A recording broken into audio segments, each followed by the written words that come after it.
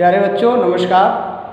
आज कक्षा 10 के विज्ञान विषय के अध्ययन में हम अब चलेंगे अध्याय 4 पाठ 4 कार्बन और उसके यौगिक, इनका अध्ययन करेंगे बच्चों। और ध्यान दीजिए, आप अपनी कॉपी पेंसिल निकाल लीजिए बढ़िया से। और रसायन विज्ञान में कार्बन का क्या महत्व है, कार्बन को हम किस प्रकार से अध्ययन करें, ये बात आज हम इस वीडियो में आपको बताने जा रहे हैं। साथ ही हम आपको बताएंगे कि सह संयोजक बंध क्या होते हैं, सह संयोजकता क्या होती है, यह भी हम आज इस वीडियो में यहाँ डिस्कस करेंगे। तो बहुत ध्यान से आप इसको समझिएगा और बड़े ध्यान से कॉपी पेंसिल अपनी निकाल लें बेटा और ध्यान दीजिए। आइए बहुत जल्दी से इसको समझते हैं कि कार्बन और उसके यौगिक। तो मैंने हेडिंग डाला बेटा, आज का जो हमारा चैप्टर है वो चैप्टर 4 है, कार्बन और उसके यौगिक। हम इसका अध्ययन कर रहे हैं यहाँ पर। अब हमें ये जानना है कि ये कार्बन जो है तत्व, इसको हम सी से प्रतीक है, इसका सी प्रतीक है जिससे प्रदर्शित करते हैं बच्चों। हम इसका अध्ययन क्यों कर रहे हैं, बहुत सारे तत्व हैं लेकिन हम कार्बन का ही अध्ययन क्यों कर रहे हैं, क्योंकि आप जानिए कि प्रकृति में जितनी भी चीज़ें हैं हमारी, जिनका हम उपयोग कर रहे हैं, चाहे वो भोजन है हमारा, चाहे वो लकड़ी है, वस्त्र है, जो भी वस्तुएं हम प्रयोग कर रहे हैं उनमें अधिकांशतः वस्तुओं में कार्बन उपलब्ध होता है, कार्बन होता है। कार्बन एक महत्वपूर्ण तत्व है, इसीलिए इसका हम अध्ययन कर रहे हैं। और ये महत्वपूर्ण क्यों है, ये हम इस वीडियो में और आगे आने वाले इस चैप्टर के वीडियोज़ में इस बात को समझेंगे कि कार्बन क्यों महत्वपूर्ण है। सबसे पहले हम आज के इस अपने वायुमंडल की बात करें कि जो हमारा वायुमंडल है, जिसमें हम श्वास लेते हैं, जिसमें हम रहते हैं, उस वायुमंडल के बारे में आपको पता है कि उस वायुमंडल में कौन कौन सी गैसें हैं, कितनी मात्रा में हैं, क्योंकि ये भी बड़ा महत्वपूर्ण प्रश्न है, बोर्ड परीक्षा में पूछ लिया जाता है और साधारणतः तमाम कॉम्पिटिशन्स में भी प्रश्न पूछा जाता है कि जो हमारा वायुमंडल है इसमें कौन कौन सी गैसें कितने प्रतिशत होती हैं। तो आइए सबसे पहले यहाँ भी समझें कि वायुमंडल में 0.03% कार्बन डाइऑक्साइड गैस उपस्थित है। यानी सबसे पहले कार्बन डाइऑक्साइड गैस, जिसके बारे में आप लोग को जानते होंगे, श्वास लेते हैं हम, ऑक्सीजन लेते हैं और निकालते क्या है, कार्बन डाइऑक्साइड गैस। तो वायुमंडल में जो कार्बन डाइऑक्साइड गैस है वो कितनी है, मात्र 0.03%। और सबसे अधिक मात्रा में वायुमंडल में कौन सी गैस है बच्चों, नाइट्रोजन गैस है।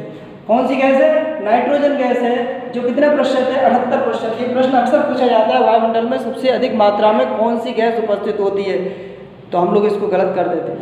कौन सी गैस उपस्थित होती है, नाइट्रोजन। कितने प्रतिशत है, 78% नाइट्रोजन। और उसके बाद अब आती है सबसे महत्वपूर्ण गैस, ऑक्सीजन। जो सभी हम लोग जीव जंतु जितने भी हैं वो ऑक्सीजन ही लेते हैं। ऑक्सीजन कितने प्रतिशत है वायुमंडल में, 21% ऑक्सीजन है। तथा 0.93% आर्गन भी गैस है जो 0.93% है। और इसके बाद जो थोड़ी सी गैसें बची उसमें कौन कौन सी गैसें, हाइड्रोजन, हीलियम, ओजोन, नियोन और आदि अन्य गैसें हैं जो छोटे से प्रतिशत, 1% से बहुत 0.0% में ये गैसें वायुमंडल में उपस्थित रहती हैं। ये हमारे वायुमंडल की स्थिति है। और इस वायुमंडल के बाद अब हम आते हैं जमीन के अंदर। जमीन में ये जो कार्बन है हमारा, वायुमंडल में तो कार्बन डाइऑक्साइड के रूप में है, लेकिन ज़मीन के अंदर कैसे रूप में है, ज़मीन के अंदर ये हमारे खनिजों के रूप में है। जो आप कार्बोनेट एस निकालते हैं उसमें कार्बन उपस्थित है। अब ये ज़मीन में कितना कार्बन है, तो इसको भी हमने लिखा है भूपर्वटी में खनिजों के रूप में केवल 0.02% कार्बन है। भूपर्वटी में जो कार्बन की मात्रा है वह मात्र 0.02% है जो ज़मीन के अंदर है। और हमें कैसे प्राप्त होती है ये मात्रा बच्चों, खनिजों के रूप में। जो हमने खनिज निकालते हैं ज़मीन के अंदर से, उस रूप में ये मिलता है। और खनिज आप जानते हैं जिनका प्रयोग हम लोग करते हैं। अब ये हमारा वायुमंडल की बात हुई, ज़मीन के अंदर की बात हुई। अब इस कार्बन को हम क्यों अध्ययन कर रहे हैं, हम आगे इसका डिटेल भी और पढ़ेंगे। हम थोड़ा सा भी केवल कार्बन के बारे में जान रहे हैं। मैं इसीलिए कोई भी अभी रासायनिक बात नहीं कर रहा हूँ, यानी कोई भी उसका परमाणु क्रमांक परमाणु भार की बात नहीं कर रहा हूँ। मैं आगे आने वाले वीडियो में आपसे डिस्कस करूँगा इसके बारे में। केवल हम पहले इसका परिचय समझ लें कि कार्बन आखिर इतना महत्वपूर्ण है क्यों। आप दूसरी बात समझिए कि रासायनिक अभिक्रियाओं में, अब यहाँ हमने ये क्या लिखा है, ये हमने लिखा है रासायनिक बंध क्या होते हैं। रासायनिक बंध मीन्स जो परमाणु है, एक परमाणु दूसरे परमाणु के साथ कैसे संबंध बनाता है, और वो संबंध क्यों बनता है। क्योंकि संबंध बनाता है वो रासायनिक बंध होगा, लेकिन वो संबंध क्यों बनाता है ये जानना जरूरी है। इसको ध्यान से समझिए कि रासायनिक अभिक्रियाओं में यौगिक बनाने वाले परमाणु, यानी रासायनिक अभिक्रियाओं में यौगिक बनते हैं। आपने हम पिछले वीडियोज में देखा होगा, तो हम रासायनिक अभिक्रिया जिसमें क्या बनते हैं, यौगिक। और जब यौगिक बनते हैं तो यौगिक कौन बनाता है, यौगिक बनाने वाले परमाणु। जो परमाणु हैं वो अपने पास के अक्रिय गैस का स्थायी इलेक्ट्रॉनिक विन्यास प्राप्त करने का प्रयास करते हैं। यानी अक्रिय गैसें हैं, उनका स्थायी इलेक्ट्रॉनिक विन्यास प्राप्त करने का प्रयास करते हैं। कौन, वे परमाणु जो कि रासायनिक अभिक्रिया में भाग लेकर के यौगिक का निर्माण कर रहे हैं। अब यहाँ थोड़ी सी बात आपके कक्षा 10 में ये बात समझ में नहीं आ रही होगी कि अक्रिय गैस क्या है और अक्रिय गैस का स्थायी विन्यास क्या है। ये बात समझ में थोड़ी सी कम आ रही होगी। मैंने इसको और थोड़ा सा एक्सप्लेन किया है, आप इसको अभी इसको समझ लीजिए, क्योंकि आने वाले चैप्टर में हम इसकी भी डिस्कस करेंगे कि अक्रिय गैस क्या है।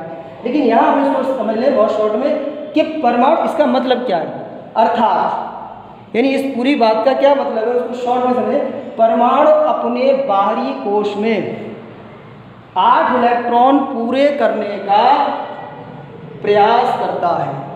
यानी जो परमाणु हैं जब रासायनिक अभिक्रिया में भाग लेते हैं और यौगिक का निर्माण करते हैं, उस समय परमाणु आपस में अपने बाहरी कोश में, जो परमाणु का बाहरी कोश है, उस कोश में 8 इलेक्ट्रॉन पूरे करने का प्रयास करते हैं। और ये प्रयास जो करते हैं, इस प्रयास के कारण ही वो एक दूसरे परमाणु के बीच बंध बनता है।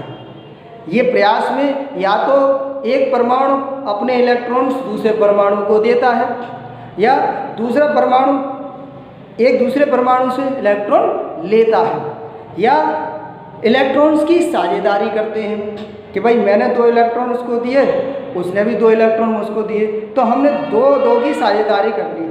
तो जब हमें आवश्यकता है तो हमारे पास 4 हो गए, उसके पास आवश्यकता है तो उसके पास 4 हो गए। हम इसका उदाहरण भी लेंगे अभी। तो इस तरह से इलेक्ट्रॉन की साझेदारी करके एक दूसरे के बीच बंध बनता है, उसे हम सहसंयोजक बंध कहते हैं। आप देखिए बच्चों, मैंने इस परिभाषा को भी यहाँ पे लिखा है, समझ लीजिए कि सहसंयोजक बंध क्या होता है कि जब परमाणु आपस में बराबर इलेक्ट्रॉनों की, कैसे, बराबर इलेक्ट्रॉनों की साझेदारी करते हैं तो उनके बीच सहसंयोजक बंध बनता है। हम इसका उदाहरण अभी आपको बता रहे हैं। सहसंयोजक के उदाहरण देखते हैं बच्चों। पहले देखते हैं हाइड्रोजन अणु का बनना। सहसंयोजक के उदाहरण में, बंध के उदाहरण में हाइड्रोजन अणु किस प्रकार बनता है इसको समझें। हाइड्रोजन अणु का जो सूत्र है वो है H2, और इस हाइड्रोजन का प्रतीक क्या है, प्रतीक में लिखा है हाइड्रोजन को H से प्रदर्शित करते हैं बच्चों। हाइड्रोजन को किससे प्रदर्शित करते हैं, H से। और हाइड्रोजन का परमाणु क्रमांक कितना है, 1। हाइड्रोजन का परमाणु क्रमांक 1, यानी इसके अंदर 1 इलेक्ट्रॉन, और हाइड्रोजन के अंदर 1 इलेक्ट्रॉन। अब हम इसको समझे कैसे, और ये कैसे। अब अणुसूत्र क्या है, H2। अणुसूत्र H2 ये बता रहा है, H के साथ 2 लगा है, 2 ये बता रहा है कि यहाँ हाइड्रोजन के एक अणु में हाइड्रोजन के 2 परमाणु मिले हुए हैं। यानी हाइड्रोजन के एक अणु के बनने में 2 परमाणु मिले हुए हैं। कैसे ये परमाणु मिल करके हाइड्रोजन का एक अणु बना रहे हैं, इसको देखिए बेटा कि यहाँ पर हाइड्रोजन का एक परमाणु मैंने बनाया है, ये प्रदर्शित किया है, जिसमें ये जो गोला है ये प्रदर्शित कर रहा है कि इस परमाणु के अंदर 1 इलेक्ट्रॉन है। ये दूसरा परमाणु है, इसके अंदर भी 1 इलेक्ट्रॉन है। तो ये दोनों परमाणु में 1-1 इलेक्ट्रॉन है, और ये दोनों परमाणु आपस में मिलकर के हाइड्रोजन का एक अणु बनाते हैं। कैसे, इसको ध्यान दीजिए कि ये हाइड्रोजन का परमाणु था जिसका 1 इलेक्ट्रॉन कहाँ है, ये है, और ये दूसरा हाइड्रोजन का परमाणु है, इसका इलेक्ट्रॉन कहाँ है बच्चों, ये है। और ये दोनों 1-1 इलेक्ट्रॉन का क्या कर रहे हैं यहाँ पर, साझेदारी।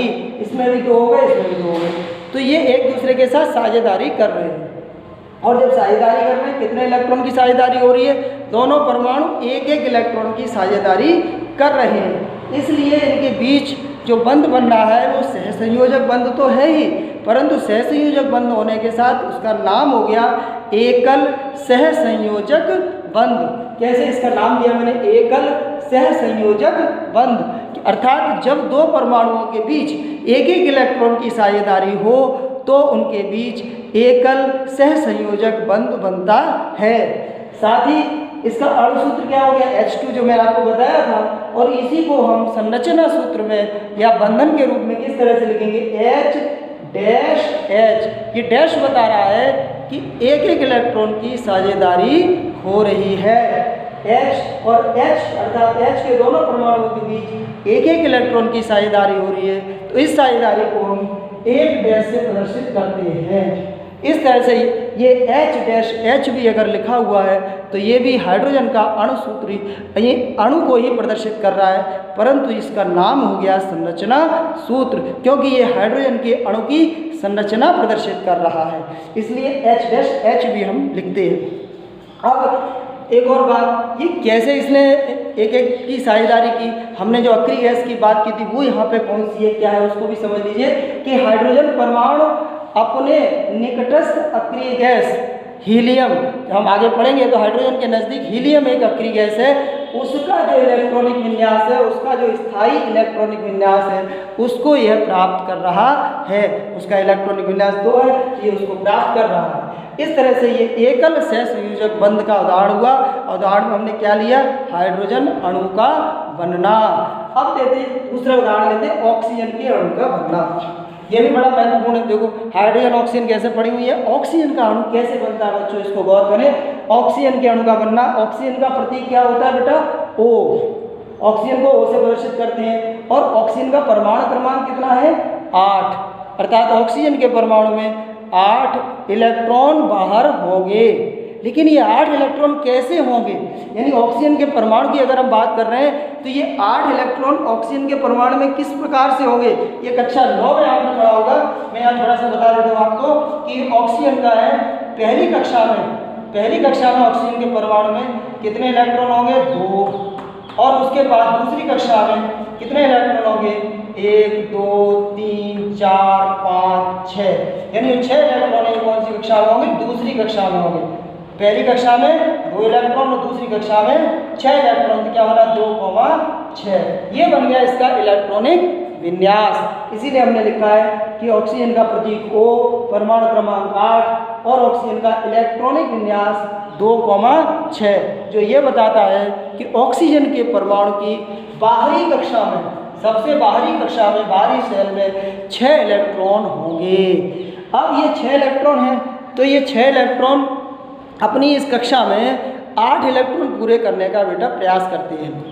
8 इलेक्ट्रॉन कैसे पूरे होंगे उसको समझिए कि यही ऑक्सीजन जो है 2 ऑक्सीजन के परमाणु, कैसे देखिए मैंने उदाहरण लिया है, ये रहा ऑक्सीजन का एक परमाणु जिसमें 1 2 3 4 5 6 इलेक्ट्रॉन से बेटा दिख रहा होगा, और ये है ऑक्सीजन का दूसरा परमाणु जिसमें भी आपके पास 6 इलेक्ट्रॉन हैं। ये बाहरी कक्षा में, केवल हमने यहाँ बाहरी कक्षा बनाई है बेटा, जिससे कि आप इस बात को समझ लें। ऑक्सीजन के परमाणु की बाहरी कक्षा में यहाँ 6 इलेक्ट्रॉन, दूसरे परमाणु में भी बाहरी कक्षा में यहाँ 6 इलेक्ट्रॉन, और जब ये दोनों परमाणु आपस में संयोग करेंगे तो ऑक्सीजन का अणु बनेगा, और संयोग करेंगे तो यहाँ पे ये संयोग हुआ।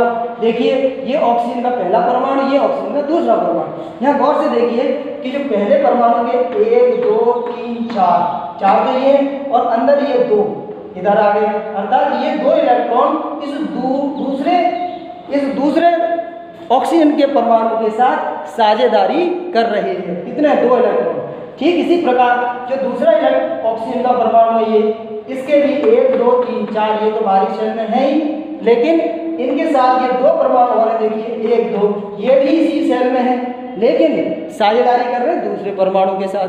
तो यहाँ पर ऑक्सीजन के ये दोनों परमाणु आपस में देखिए 2 इलेक्ट्रॉन की साझेदारी कर रहे हैं। तो यहाँ साझेदारी कितने इलेक्ट्रॉन्स की होगी, 2 इलेक्ट्रॉन्स की साझेदारी हो गई।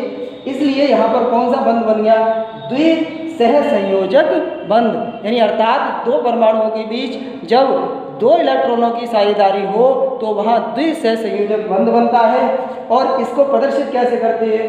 O डबल बॉन्ड O, यानी 2 बड़ी लकीरें डाल करके हम इसको प्रदर्शित करते हैं। इस तरह से ये ऑक्सीजन का उदाहरण हुआ। अब देखिए कुछ और उदाहरण देखते हैं बच्चों कि नाइट्रोजन के अणु का बनना। नाइट्रोजन का अणु किस प्रकार बनता है, थोड़ा हम तेजी से लेंगे इस चैप्टर को आगे। प्रतीक नाइट्रोजन का है N, परमाणु क्रमांक उसका 7। नाइट्रोजन का इलेक्ट्रॉनिक विन्यास क्या हुआ? पहले शेल में 2 इलेक्ट्रॉन और अगले में 5, यानी बाहरी कक्षा में 5 इलेक्ट्रॉन। तो इलेक्ट्रॉनिक विन्यास हुआ इसका 2,5, यानी नाइट्रोजन का इलेक्ट्रॉनिक विन्यास 2,5। तो नाइट्रोजन की जो बाहरी कक्षा में 5 इलेक्ट्रॉन है, तो इसलिए मैंने नाइट्रोजन के 2 परमाणु लिए यहाँ पर, 1 2 3 4 5, 1 2 3 4 5, यानी ये नाइट्रोजन की बाहरी कक्षा में 5 इलेक्ट्रॉन लिए, 2 परमाणु आपस में मिले। नाइट्रोजन का अणु बनाने के लिए क्या करेंगे? क्योंकि 5 हैं तो ये 8 पूरे करने के लिए इनको 3 इलेक्ट्रॉन की और आवश्यकता है। तो प्रत्येक परमाणु दूसरे परमाणु से 3 इलेक्ट्रॉन की साझेदारी करेगा। तो यहाँ पर देखिए नाइट्रोजन का ये परमाणु है, इसकी इस गोले पे गौर करिए, इसकी बाहरी कक्षा है बेटा ये। इस बाहरी कक्षा में देखिए 1 2 3 इलेक्ट्रॉन जो किससे साझेदारी कर रहे हैं? दूसरे परमाणु से साझेदारी कर रहे हैं। 2 ये इसके बाहर इसी कक्षा में। इसी तरह से नाइट्रोजन का ये दूसरा परमाणु है जिसकी बाहरी कक्षा में ये इसकी बाहरी कक्षा है, और इस बाहरी कक्षा में पहला इलेक्ट्रॉन 1 2 3 जो इस दूसरे नाइट्रोजन के परमाणु से साझेदारी कर रहे हैं, अन्य 2 इलेक्ट्रॉन इसी कक्षा में बाहर है। तो इस तरह से नाइट्रोजन के ये दोनों परमाणु 3 इलेक्ट्रॉन की आपस में साझेदारी कर रहे हैं। तो ये जो बंध बनना है इसे कहते हैं त्रिसहसंयोजक बंध, जिसको भी हम N 1 line 2 line 3 line triple bond से भी प्रदर्शित करते हैं, N ट्रिपल बॉन्ड N। और इसका जो अणु सूत्र है वो N2। इसका नाम क्या हो गया? त्रिसहसंयोजक बंध। त्रिसहसंयोजक बंध, संयोजक बंध, इससे भी हम इसको पुकारते हैं। अब कुछ और उदाहरण ले लेते हैं इसी बात को समझने के लिए, सहसंयोजक बंध को समझने के लिए। जल के अणु का बनना। बच्चों जल का अणु कैसे बनता है? जल को तो आप जानते होंगे, जल का अणु सूत्र क्या होता है? याद है H2O, यानी जल को हम प्रदर्शित करते हैं H2 से। यह हाइड्रोजन के 2 परमाणु हैं और ऑक्सीजन का 1 परमाणु है, मिल करके जल का एक अणु बनाता है। देखिए कैसे बनाता है, तो हम इसको देखें कि मैंने यहाँ शॉर्ट में पहले लिखा, पहले इसको समझने की। हाइड्रोजन का परमाणु, एक ऑक्सीजन का परमाणु और ये हाइड्रोजन का परमाणु। तो ऑक्सीजन के परमाणु के साथ यह सिंगल बॉन्ड बनाएगा और इधर भी ऑक्सीजन के परमाणु के साथ सिंगल बॉन्ड बनेगा, यानी हाइड्रोजन के ये दोनों जो परमाणु हैं वो एक इलेक्ट्रॉन की साझेदारी ऑक्सीजन के परमाणु से कर रहे हैं। तो ये इसका संरचना सूत्र हुआ, और इससे क्या पता लग गया? एकल बंध इन दोनों में बन रहा है। कैसे? इसको देखिए, हाइड्रोजन का परमाणु है, ये परमाणु है जिसकी बाहरी कक्षा में ये 1 इलेक्ट्रॉन है। हाइड्रोजन का ये दूसरा परमाणु है जिसकी बाहरी कक्षा में ये 1 इलेक्ट्रॉन है। और ऑक्सीजन की ये बाहरी कक्षा में, ऑक्सीजन के परमाणु की बाहरी कक्षा में 1 2 3 4 5 6 इलेक्ट्रॉन्स हैं। ये जब आपस में संयोग करेंगे तो कैसे करेंगे? देखो बच्चों, ये ऑक्सीजन का बीच में परमाणु है जिसकी परमाणु के साथ एक ऑक्सीजन की कक्षा को गौर करें तो 1 2 3 4 5 ये ऑक्सीजन के 5 इलेक्ट्रॉन्स हैं। अब ये 5 इलेक्ट्रॉन के साथ हाइड्रोजन का जो पहला परमाणु है इसकी कक्षा में देखिए 1 इलेक्ट्रॉन था, कौन सा? ये वाला। तो ये हाइड्रोजन का 1 इलेक्ट्रॉन ऑक्सीजन के परमाणु के साथ साझेदारी कर रहा है, इस इलेक्ट्रॉन के साथ ये साझेदारी कर रहा है। इसी तरह से इधर हाइड्रोजन का ये परमाणु का ये इलेक्ट्रॉन, हाइड्रोजन परमाणु का ये इलेक्ट्रॉन ऑक्सीजन के इस इलेक्ट्रॉन के साथ साझेदारी कर रहा है। तो ये दोनों के बीच ऑक्सीजन के इधर वाले हाइड्रोजन के साथ भी 1 इलेक्ट्रॉन की साझेदारी और इधर वाले हाइड्रोजन के साथ भी 1 इलेक्ट्रॉन की साझेदारी हो रही है। ये हुआ हमारा अणुसूत्र किसका? H2O का। एक और उदाहरण ले लेते हैं बेटा, अमोनिया के अणु का बनना। अमोनिया का अणुसूत्र क्या है? NH3। यहाँ देखिए नाइट्रोजन जिसके बारे में भी हम आपको बता चुके हैं, इसका इलेक्ट्रॉनिक विन्यास 7 2,5, इलेक्ट्रॉनिक विन्यास 2,5, परमाणु क्रमांक 7। तो ये देखिए नाइट्रोजन का अणु, अगर हम इसके संरचना सूत्र को गौर करें तो देखिए यहाँ भी नाइट्रोजन का जो परमाणु है वो हाइड्रोजन के तीनों परमाणुओं के साथ एकल बंध बना रहा है, एकल सहसंयोजक बंध बना रहा है। कैसे? देखो नाइट्रोजन का परमाणु ये बीच में बना है बच्चों, और नाइट्रोजन के परमाणु की ये बाहरी कक्षा में कितने इलेक्ट्रॉन होंगे? यहाँ से गौर करें, 1 2 3 4 और ये 5। इस तरह से 5 इलेक्ट्रॉन नाइट्रोजन के हो गए। अब हाइड्रोजन का परमाणु का ये 1 इलेक्ट्रॉन, देखो नाइट्रोजन के इस इलेक्ट्रॉन के साथ साझेदारी कर रहा है। इसी तरह से हाइड्रोजन परमाणु का ये इलेक्ट्रॉन नाइट्रोजन के इसके साथ साझेदारी कर रहा है। हाइड्रोजन परमाणु तीसरा ये है जिसका ये इलेक्ट्रॉन नाइट्रोजन के इस इलेक्ट्रॉन के साथ साझेदारी कर रहा है। इस तरह से एक एक इलेक्ट्रॉन की साझेदारी हो रही है नाइट्रोजन और हाइड्रोजन के परमाणुओं के बीच। और ये जो संरचना सूत्र बन रहा है NH3 का, और ये उसका हो गया बिंदु सूत्र। एक और उदाहरण लेते हैं मीथेन यानी CH4। ये गैस है मीथेन जिसमें कार्बन का एक परमाणु हाइड्रोजन के 4 परमाणुओं के साथ एकल बंध बना रहा है। कैसे, इसको भी देखें। यहाँ भी कार्बन का एक परमाणु है ये, जिसपे ये बाहर कार्बन की ये संख्या है, और इसमें कार्बन की बाहरी कक्षा में कितने इलेक्ट्रॉन थे बच्चों? 4 के। गिनते हैं इसको, 1 2 3 4 इलेक्ट्रॉन ये कार्बन के हैं। और प्रत्येक कार्बन के इस परमाणु के साथ हाइड्रोजन की अलग अलग 4 लगी। और पहला हाइड्रोजन का परमाणु जिसमें देखिए हाइड्रोजन के परमाणु में ये एक इलेक्ट्रॉन है जो कार्बन के इस इलेक्ट्रॉन के साथ साझेदारी कर रहा है और एकल बंध बना रहा है। ठीक इसी प्रकार हाइड्रोजन का ये परमाणु देखें तो ये परमाणु का इलेक्ट्रॉन कौन सा है? ये इलेक्ट्रॉन कार्बन के इस इलेक्ट्रॉन के साथ साझेदारी कर रहा है। यहाँ पर हाइड्रोजन का ये इलेक्ट्रॉन कार्बन के इस इलेक्ट्रॉन के साथ साझेदारी कर रहा है, और यहाँ हाइड्रोजन का ये चौथा परमाणु कार्बन के इस इलेक्ट्रॉन के साथ साझेदारी कर रहा है। अतः देख रहे हैं कार्बन का जो परमाणु है वो हाइड्रोजन के चारों परमाणुओं के साथ एक एक इलेक्ट्रॉन की साझेदारी कर रहा है। इसीलिए हम इसको संरचना सूत्र में लिखेंगे कार्बन 1 डैश H, दूसरा डैश H, तीसरा डैश H, चौथा डैश H। ये कार्बन ये आपका मीथेन का संरचना सूत्र तैयार हुआ। तो इस तरह से बच्चों ये थे हमारा सहसंयोजक बंध इस वीडियो के अंतर्गत। और एकल सहसंयोजक बंध, द्विसहसंयोजक बंध, त्रिसहसंयोजक बंध के कुछ उदाहरण आपने देखे। प्यारे बच्चों इसको याद तैयार करिए। हम अगले वीडियो में कार्बन और उसके कंपाउंड्स को लेकर के और भी चीज़ें आपके सामने प्रस्तुत होंगे। मैं उम्मीद करता हूँ आपको ये वीडियो अच्छा लगा होगा, चीज़ें समझ में आई होंगी। और अगर अच्छा लगा है तो इसे शेयर करना न भूलें, अपने साथियों को भेजना न भूलें, जिससे वो भी साथी इसको अच्छे से तैयार करें और ऑर्गेनिक केमिस्ट्री में इस कार्बनिक रसायन को बहुत अच्छे से आप लोग तैयार करें। Thank you very much.